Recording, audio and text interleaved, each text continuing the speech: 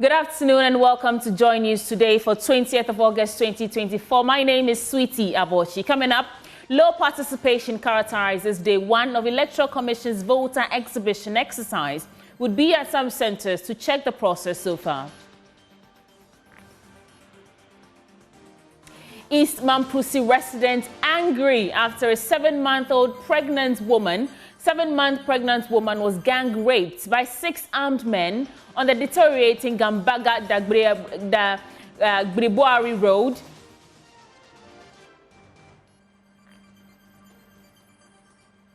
Also in this bulletin, we'll tell you the story of a visually impaired final year student who relies on fishing for his upkeep, and how the promise of free tertiary education could make his dream of attending a university a reality. Without work, he cannot feed. Those that are... Charlie should tell others that there is more blessing in work than stealing. As usual, we have business, sports, showbiz, and world news in this package. Do stay for details.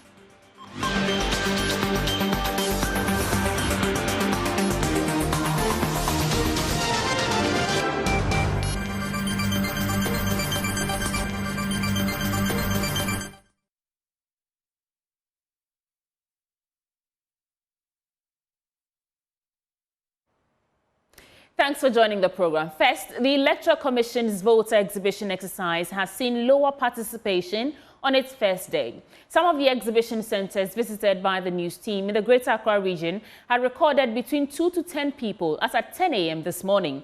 An official of the Electoral Commission who spoke to the news team said he expects 100 people at his center today, adding that participation is likely to improve as the day progresses. People have come to check whether their details are intact. Just only two. Two? Since what time? Around 7. One came early in the morning, 7:20. Then the other one came almost 8 o'clock to 7:50 something. And since then, there hasn't been any other person here. Could it be that there was not much of adverts about this? People will come later, or what is it? They did, and then you see it's always okay. Previous years, people don't care because they think their names are already in the register, so they don't have to come and waste their time here. So just few people will come, and then that's happening every year. The people that came here today, did they have any issues with any of their details? No, please. Everything was intact. Everything was okay. But the one man and then one woman, but the woman didn't bring card. But once she mentioned the same name, we were able to check. And then the man got his ID card. So you are here until what time? 6 p.m. So far, how many people have come to check their details? As of now, we have about 10 people here since we started. 10 all from the same center, or is spread across? Spread across. Okay. Has it been a slow start, you say? Something like that. Since today being the first day, it's been a bit of a slow start, but we're hoping to pick up. Now, the 10 people that came, did they have any issues with any of their details? No problem. Okay. How many people are you expecting here at the end of the day? 1,500 plus. By the end of today? By the end of today, yeah. 100 to 200. Okay. Yeah. And with the pace at which things are going, you think it's going to happen? Yeah, looking at the time we have in Offinso, we are hoping to get more people by the end of the day. And we can get a figure too. Okay, all right, thank you. So, your name, please? I'm Carlos Ajay. Who are you? I'm working for the cleaning. I'm an exhibition officer. Okay. Kenneth Jesse, my colleague, has been following this here in Accra and joins us with further details. Kenneth, any significant improvements in the numbers yet? Well, not yet, but as they mentioned, most of the people they're expecting to come check their details are currently either at work or in school. So they are hoping that from at least 2 p.m. till 6 p.m. when they are done, more people will troop in. But as indicated earlier, the turnout, especially in the morning, was not that encouraging. But they've made us aware that it is because, one, it is the first day, and two, it is a working day. But there are still some few days more because the exercise starts from the 20th of August to today, ends on the 27th of August. So there's still some time for people to, register or come and check their details if, everything is intact. And then they mentioned to us that so far all the people that have visited these centers have not had any issue with any of their details. And if you go to the center, you're seeing just EC officials and about 1 or 2 police officers, and the place is a bit quiet and calm. So not much is going on there, but they're hoping that from 2 p.m. this afternoon and from tomorrow it'll kick off. Well, Kenneth, can you help us put a number to it? We now know that between 2 to 10 people were recorded in the morning, as at 10 a.m. this morning. What number can you give us as we speak? Well, if you look at the trajectory, then it shouldn't be more than 20, actually, because as at 10 a.m., the exercise began at 7. Within the 3-hour period, about 4 centers that we visited, 3 of them had reported just 2 people each. And the last center that had 10 people is actually a combination of 4 centers. So there's 4 centers that is giving you that number of 10. So if you look at the numbers between 2 hours since that interview, I can tell you that it's not up to 20, putting all of them together, but they're expecting more as the day goes by. Thank you, Kenneth Jesse in Accra. But in Kumasi, Emmanuel Bright-Kweku is our man on the beat, and he joins us also via Zoom. Emmanuel, any updates on the participation of citizens in the voter registrar exhibition?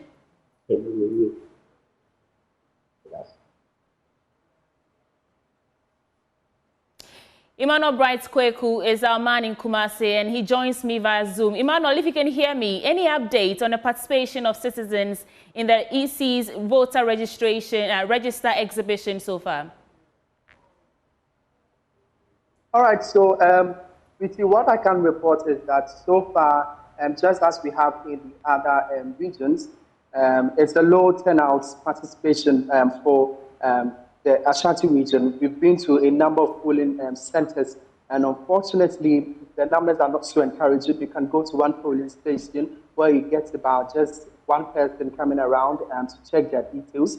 So far, a polling station that I've been to, they have recorded at least the highest is 16 out of the hundreds of voter registration registrants that are supposed to be there. And so the situation here in the Ashanti region is not so different for the other regions. Well, it's actually drizzling as we speak now. So it's one of the conditions. That's what the EC officials are stating to be the reason why most of these people are not coming around to the exhibition centers to check their name and confirm their details. And so far, we've not recorded anybody actually not having their names rightly captured in their voter album. And so, sweetie, this is what is actually happening here in the Ashanti region. From your interaction with those who are participating so far, do you get a sense that they are looking forward to more people coming, or they're just going about doing this because they have to?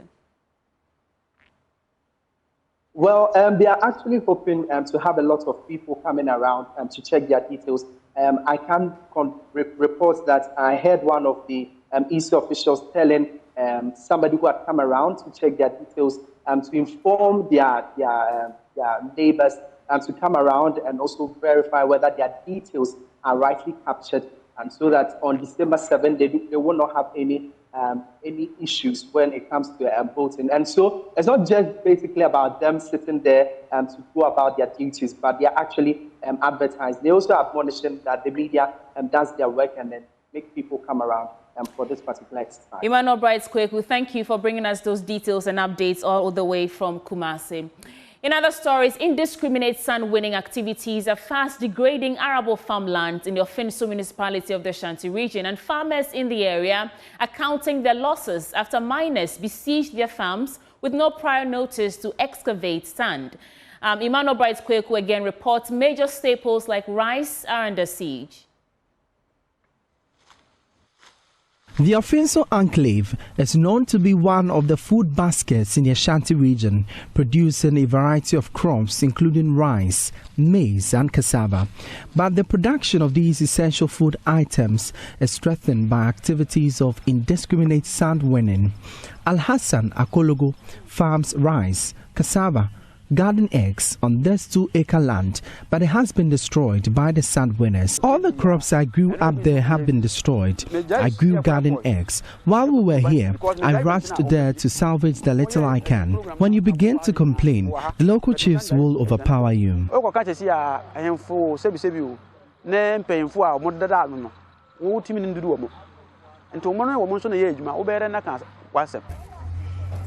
A closer view to the site revealed pillaging of the earth crust for sand, scooped into at least 10 tipper trucks to be transported to the city for various building constructions. When the news team approached the miners off record, they asserted to have authorization of the landowner to carry out the activity, but that Hassan is waiting to hear from the landowner after some of his farm produce has been destroyed. If they had even paid me before destroying the crops, I wouldn't be worried. So I went to the caretaker to find out from him, and he told me the landowner in Kumasi had sold it to them. I'm waiting for the landowner too. But as I stand here, they haven't given me 1 cedi. The District Agriculture Directorate explains the activities of the sand winners as a bane to agriculture development in the area. Measures to halt the activities of the miners have proven futile.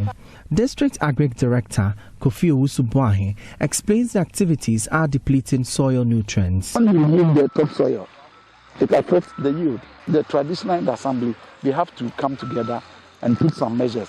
Maybe they can cite places for sand winning, some places for farming activities. I think that will help. While these sand winners exit the community, they pay a levy to the local authorities. But agriculture and soil integrity in this area are threatened by the activity until measures are adopted to control the sand winning. For Joy News, my name is Emmanuel Bright-Kweku. Emmanuel is still with us via Zoom. Emmanuel, what are the authorities in the area doing about this?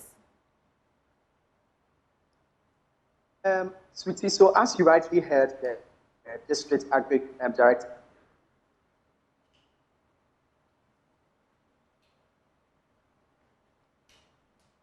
we are trying to reconnect. Says that information.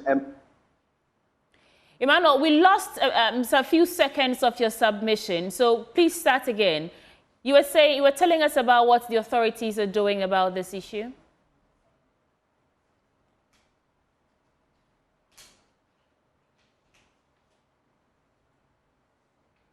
Emmanuel, please unmute and speak to us. Okay, can you hear me now? Yes, fantastic. Go on. All right, so as I was saying, what the Agric Director told me is that he has, in his capacity, written to the Minerals Commission to actually provide them with seedlings to reclaim the degraded lands. And so that is what he has been doing for them. But for the local authorities, he cannot confirm whether the chiefs and also the assembly are actually doing anything about it, because he says that most of these lands are owned by the chiefs, and that's why he wouldn't want to barge in that. But in his capacity to ensure that agriculture continues in the area, they actually use these seedlings, the coconut seedlings and also oil palm to reclaim these degraded lands. And so, Sweetie, that is what is happening in the Offinso area.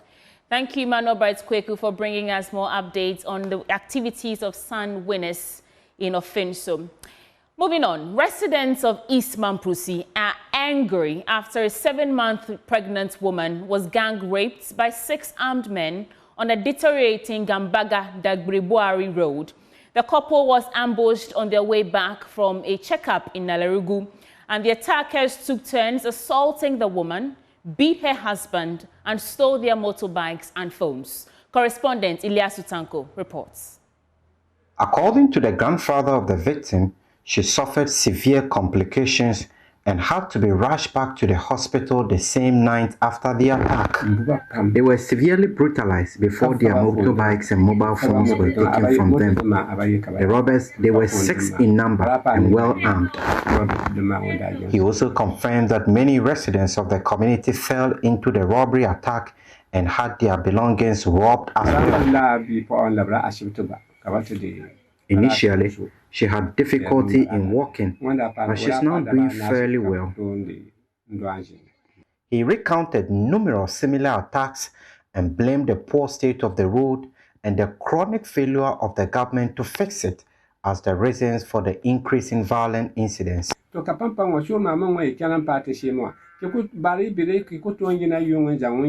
Years of neglect of our road have caused us a lot of calamities that sometimes we ask ourselves if we're also part of Ghana.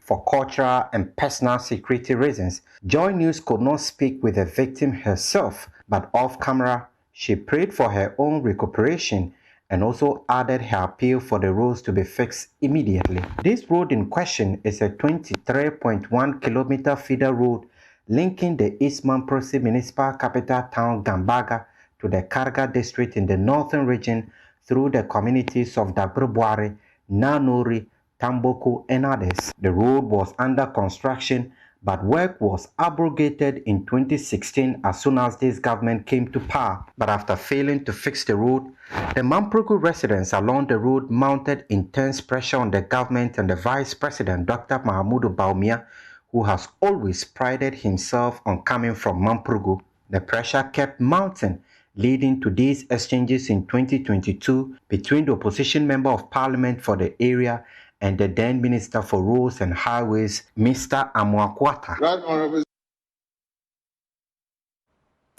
Let's get more information on this. Ilyasu Tanko joins us with further details. Ilyasu, what's the latest on this incident?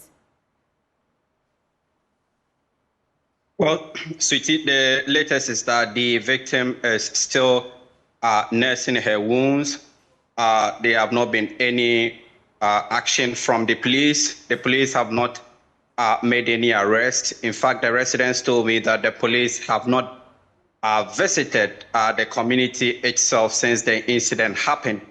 And as you heard the residents, there's anger in that particular community because they feel that the neglect or the failure of the government to fix that particular road you saw is causing this particular incident. And they also mentioned numerous attacks that have occurred on this particular stretch of road, and they are demanding that the government do something about this particular the situation of the road. Ilyasu, you mentioned that no arrests have been made yet, but has the situation been reported to the police? Well, yes, my understanding is that it was reported to the police. I had a chance to have the conversation with the municipal chief executive for this particular area, who is also the chairman of the Municipal Security Council, and he confirmed knowledge of this particular incident. The member of parliament is aware of this particular incident, several other local authorities. Hold for me, please. We also have the member of parliament for Nalarugu, Alhaji Baba Saidu Isifu, on phone with us. Alhaji, thanks for joining the conversation. First, has this situation come to your attention, and what is your impression of it?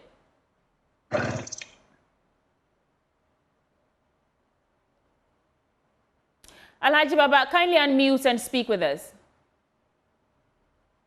Thank you very much for this opportunity, and good day to your viewers and listeners. The security situation in my constituency has become a source of worry. Notably, these things happen where we have unmotorable roads, very bad roads, you know, and the modus operandi of these armed robbers initially was on the highways, and the security managed to take care of them there because of the number of patrols that we have. Now they have moved from the main roads to the rural roads where predominantly these roads are very, very bad and in a deplorable situation.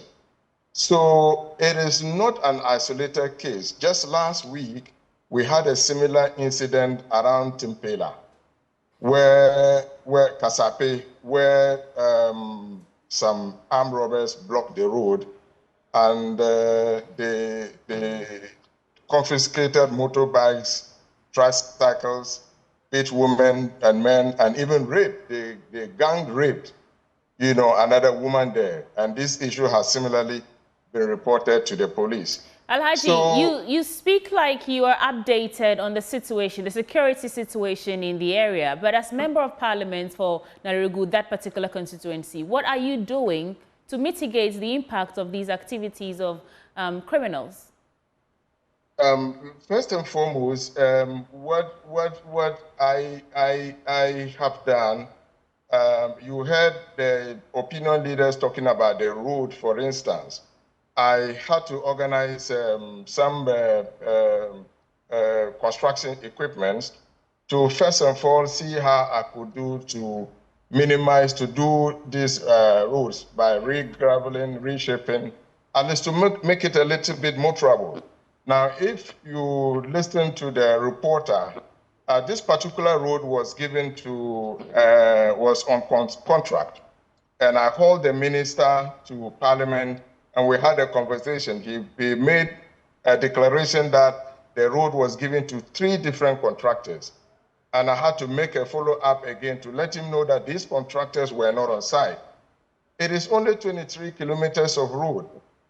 And for several years now, the constituents and the people who live around Nanori, Dagurubuari, Tambonku have been complaining. In fact, it was 2016 that I did my personal intervention by lobbying for some earth-moving equipment to go and construct that road. Alhaji. So recently I got this equipment and we have been able to at least give it a temporal intervention. And I'm sure once we do that, the committers can commit easily, security personnel can go in there swiftly to take remedy in a likely situation. That will come. Alhaji, so obviously you're doing something. So far, you're not sitting idle, like you say. You're putting in some temporary measures. But a 7-month pregnant woman has been gang raped. What are your plans to escalate your processes of restoring peace and security in the area to mitigate the impact of the activities of criminals? Well, as a member of Parliament, I have a voice on the floor of Parliament. So I think what I have to do is to do a statement on the floor of Parliament so that we can get the minister, the Interior Minister, to come in and respond to some practical steps they have taken to mitigate this situation. I'm sure that is how we have to put pressure on the government and the security services to play a very critical role in looking at these challenges that we have in the constituency. So I would certainly want to do a statement on the floor of Parliament to that effect, so that the Interior Minister will come and answer to that. Before I let you go, though, Alhaji, before I let you go, though, let's focus on this woman. How do we ensure that she gets justice? Because as we speak, no arrests have been made yet. Yes, you realize that we can only get justice if we get the security agencies to act. Okay, as at now, no arrest has been made. And that is unfortunate. We cannot understand why up to now an arrest has not been made. So if we hold the minister to Parliament, he will be able to tell the whole Ghana and the Parliament House why there has not been any arrest since 7 months. Alhaji Baba Seidu, thank you for your time. And he's Member of Parliament for Nalarugu in that constituency where the sad incident took place. The Ghana Cocoa Board says it has cancelled 6 Cocoa Road projects due to financial challenges. Those roads are part of some 14 road projects Cocoa Board initiated in 7 regions between 2015 and 2016, valued at 370 million Ghana cedis. 9 years on, none of the roads, according to Cocoa Board, has been completed. Chief Executive Officer of Cocoa Board, Joseph Boahinedu, has been speaking at the Public Accounts Committee sitting. And the details have been provided in a table, which I think is with the clerk. Thank you.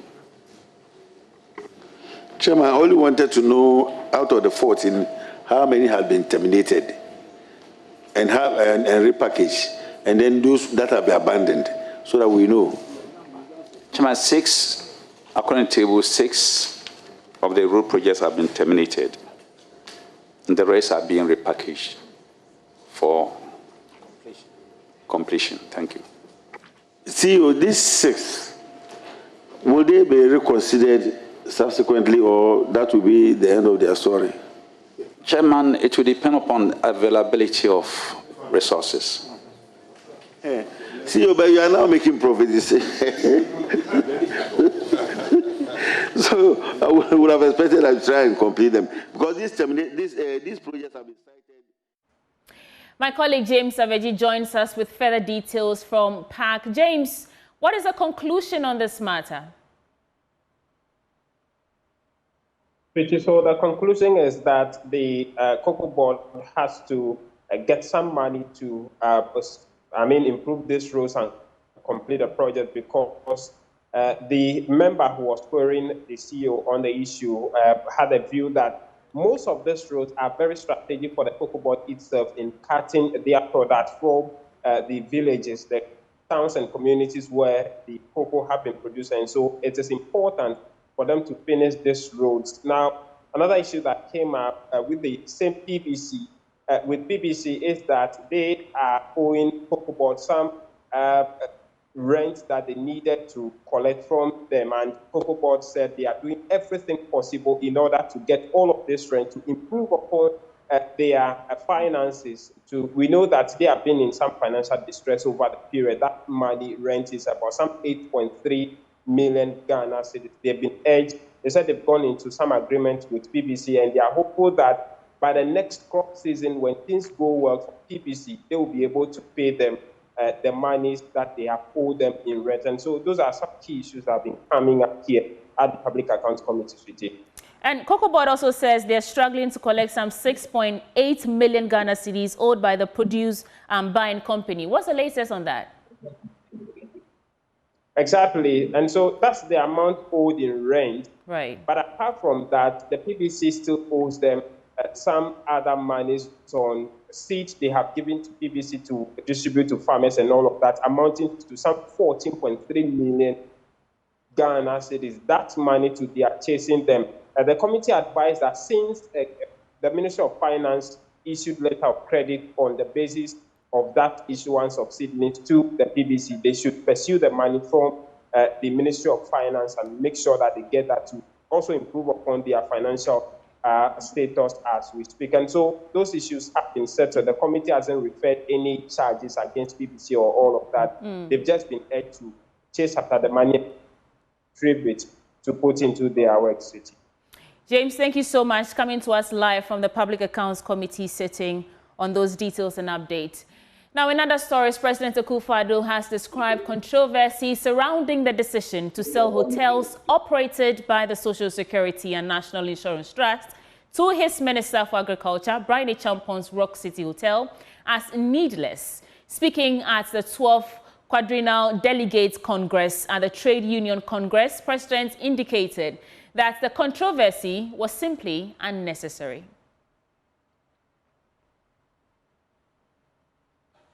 I'm happy to be able to join you this morning at the 12th Quadrennial Delegates Congress of the Trades Union Congress, TUC.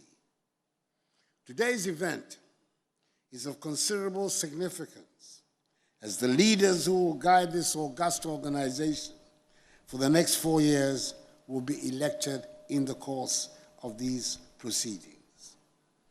This is a critical task as we reflect on the admirable contributions that the TUC and its leadership have made in engendering industrial peace and harmony within our labor sector. The strong and constructive relationship that has existed between this government and the TUC is commendable. To all workers across the spectrum, I extend a heartfelt thanks and ayuko, especially to the outgoing Secretary General, Dr. Yao Ma, who, like me, has done his permissible 2 terms.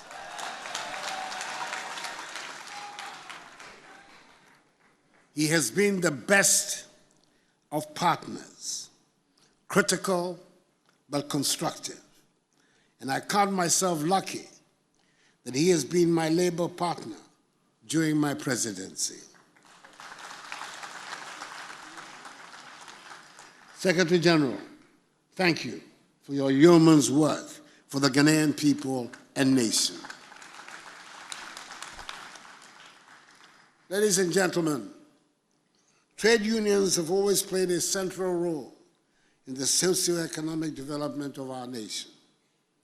They have been at the forefront of advocating for workers' rights, ensuring fair wages, and helping to develop an environment where every Ghanaian can aspire to achieve their fullest potential. As we convene on the occasion of this 12th Quadrennial Delegates Congress, it is fitting that we acknowledge the achievements of the Trades Union Congress. Since its inception in 1945, the TUC has been instrumental in advocating for decent work practices, equitable wages, and safe working conditions for all workers. The Congress has consistently influenced labor and national policies, facilitating dialogue among tripartite constituents on critical socio-economic issues. Moreover, the TUC has been a formidable organization, persistently championing the interests of workers through frequent and meaningful engagements with government. Over the decades, it has served as a voice for workers across various sectors of our economy. The role of organized labor, especially during our struggle for freedom and independence from the British colonial power.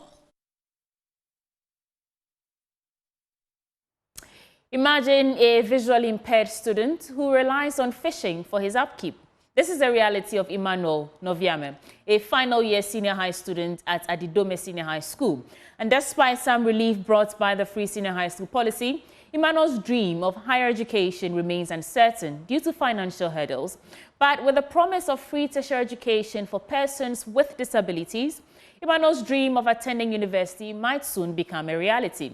Emmanuel Jivenu has more in the following report. Without work, he cannot feed.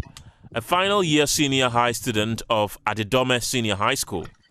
Just to get something. Emmanuel was first introduced to the news team by his friend, Foster Kudese, who is also visually impaired, on the Just Turned 18 show. Foster said, without further support, his friend's dream of attending university might remain just that, a dream. I have a friend too in Adidome Senior High School who is a visually impaired. He has to go for fishing before he can come to school. If not, he, for instance, cannot attend university. Emmanuel's story is a reminder of the barriers that exist for students with disabilities. Adequate infrastructures that are accessible to persons with disability, because in the university there are lots of infrastructures that are not accessible, so sometimes you finding your way to lectures becomes difficult. The two major political parties promised to introduce a scholarship for tertiary students with disabilities. We are offering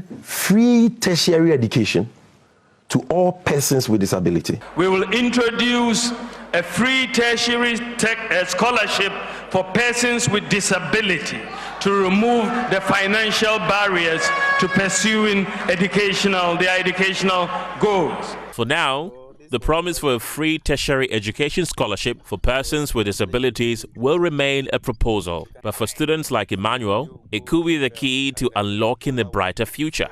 Emmanuel Jivenu, Joy News. Charlie should tell others that there is more blessing in work than stealing. On that note, let's take a break. We'll return with business news. Don't go away.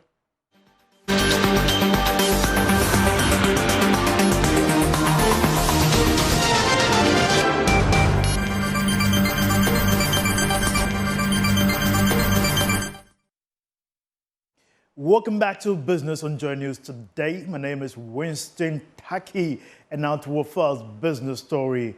The Bank of Ghana has indicated that it will press ahead with policy measures aimed at sustaining city's recovery. The assurance follows concerns about the sustainability of the local currency's recent good run. There is more in the following report. One of the key measures that the central bank is planning to continue is the policy rate hikes. This, it believes, will go a long way to reduce the excess Ghana cedi in circulation, which is feeding into dollar demand on the market. The central bank believes that previous hikes in the policy rate and other policy measures have contributed in checking the amount of cedis in circulation and reduced inflation rate to the current levels of 20.9% for the month of July. It also believes that some of these stabilization measures have helped in the city's recovery, and it might not be good for now to take its foot off the paddle. It is for this reason why the Bank of Ghana is also pushing back on demands by some businesses that it should move quickly to reduce the policy rate from the current 29%. But the central bank believes that the policy rate should be seen as a tool for now in containing inflation and stabilizing the Ghana cedi. The Bank of Ghana believes that its monetary tightening measures, together with its strategic dollar support for the market, should go a long way to ensure that the recent performance of the cedi is not described as a flash in the pan, but could be sustained going forward. But there are some who have the school of thought that the real test of the cedi will be seen when demand starts picking up again in the coming week for firms that are trying to import for the Christmas festivities in December. In other story, the chief executive of MGA Consulting Ghana Limited, Michael Abiu, is optimistic that a regular capacity building for sales executives could boost the output of sales functions in corporate organizations. He explained that prioritizing the sales function in organizations could greatly improve revenue and growth. He spoke to Joy Business at the closing ceremony of the Maiden National Sales Leadership Conference held at Accra International Conference Center. The closing ceremony of the National Sales Leaders Conference provided a platform for sales leaders and executives to discuss solutions to challenges and available opportunities. The two-day conference hosted 7 seminars, 6 panel discussions, and over 1,500 salespersons from diverse industries. Michael Abiu, Chief Executive of MGA Consulting Ghana Limited, detailed the success of the conference. The whole idea is that when we transform the sales leaders, they impact their sales team. And when they impact their sales team, revenue for the organizations will grow, and the organizations will now recruit more and make the economy a better place. On his part, Clarence Kofi, Chief Executive of Core Event Solutions, expressed optimism that the event would transform sales operations in the country. Having all these guys come together, they realize that no, this has really, given them the platform to really have a say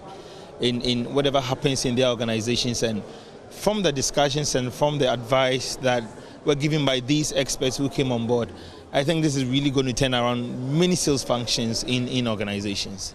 One of the participants, Yab Watma, a sales executive in the insurance sector, spoke with Joy Business. It was very, very beneficial, especially with the sales topics that were selected.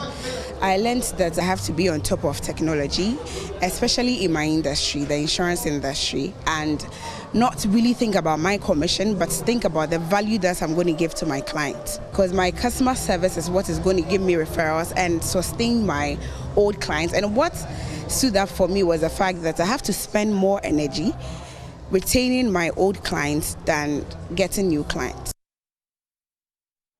That'll be all for business. Coming up next is sport.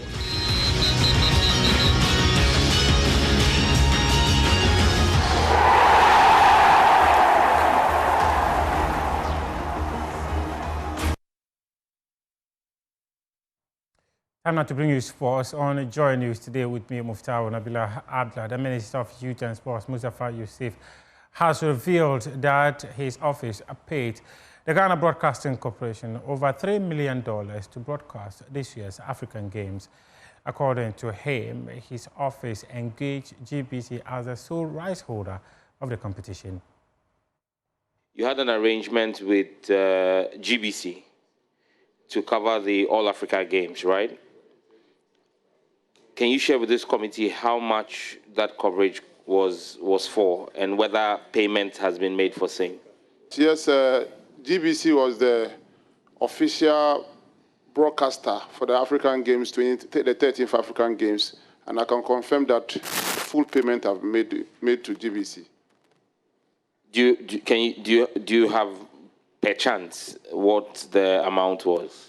I can't recall the exact amount, but I know that it's in the excess of $3 million US dollars. You paid GBC yes. in excess of $3 million US dollars for coverage of the All Africa Games. Yes. Chairman, I think that I would rest here and maybe the next time GBC appears before us, because most of the technicians who worked on the All Africa Games have still not been paid. And so we wanted to ascertain if you have paid and how much has been paid. Chairman, I'm grateful. Let's stay on the Minister of Youth and Sports. He also revealed that financial challenges is the main reason why the youth resource centers government started constructing in March 2028 remain uncompleted. Having said it, Chairman, and I appreciate the challenges that we are currently facing challenges with the funding, because the National Youth Authority was the institution funding these stadiums that we are building. But when our colleague took the Common Fund disbursement to the Supreme Court, and the Common Fund was directed that we're not eligible per the laws that we have passed here to get 5% of the allocation of the Common Fund to the National Youth Authority, which was the source of the funding for this facility. We had started having issues for the past 3 years.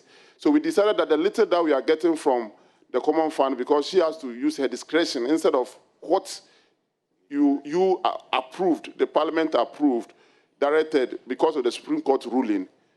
The little that we are getting is now we are now making sure that we finish them in phases, because the money that originally the budget that we had cannot continue to use work on all the time.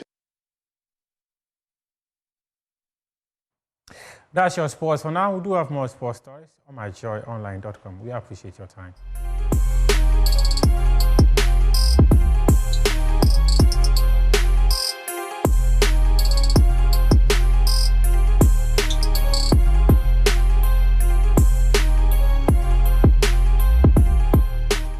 Hello there, good afternoon. You're welcome to the Showbiz segments with me, Jacqueline and Samar Yabua. Now, MP for Ningo Pram Sam George is advocating for the construction of a world-class venue to host events. Speaking to my colleague Nicholas Akoyamwa at the Kingdom War Tour event on the back of the last-minute change of the venue from ICGC Christ Temple in Teshi to the First Love Church around UPSA for the event, he says the state must build a national conference center to accommodate large numbers. Additionally, Alan Chematin, leader of the Movement for Change, is advocating for more events in Ghana to establish the country as the Mecca for people with African descent. The state just needs to invest money in building our own world-class venue where we can have such programs. I mean, we need to have a world-class conference center that can sit 20,000 people and we can fill them up. This is a 10,000-seat auditorium has been filled. We've seen Kirk Franklin in Perez Chapel, 16,000 people. I mean, and we constantly have these halls getting filled up. We need to have a national cathedral, not national cathedral, a national conference center that can host all of this. I mean, I've always felt that Ghana has to become a hub and a center for, not just for entertainment in by itself, but also as a Mecca for people of African descent all over the world. And shows of this nature would become like a catalyst to make that dream happen.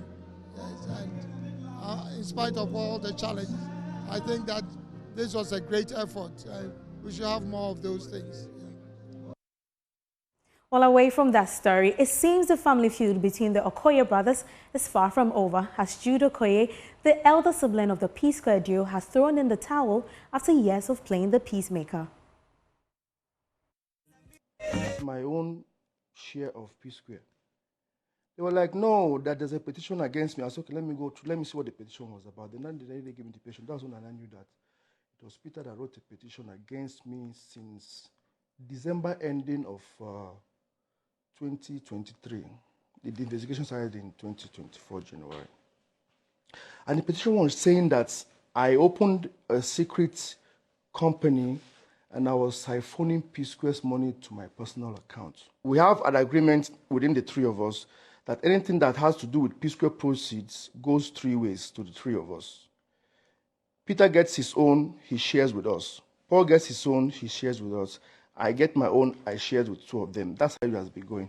They are still keeping the royalty publishing that they receive quarterly. Peter is still keeping his own to himself. Paul is still keeping his own to himself. The one I was keeping to myself, I have returned to the fold. The three of us are sharing. They had to go and do to whom it may consign whatever and send it to people that are sharing our royalties. Peter, I don't drive Bentley. I never drive Bentley for my life. You carry Range Rover and engage your girlfriend. I don't even, that GLE of 2012, my wife still drives till today. Once you mention Jude, I mention P-Square inside it, the person to carry the blame is already available. Guys asked me to leave. I have left. You guys asked. On that note, is a wrap for the Showbiz segment with me, Jacqueline and Samaya Bar. Over to you, sweetie. How about you? And that's how we're wrapping up for JoyNews Today. Of course, log on to myjoyonline.com for more news stories to keep you updated. It's bye for now.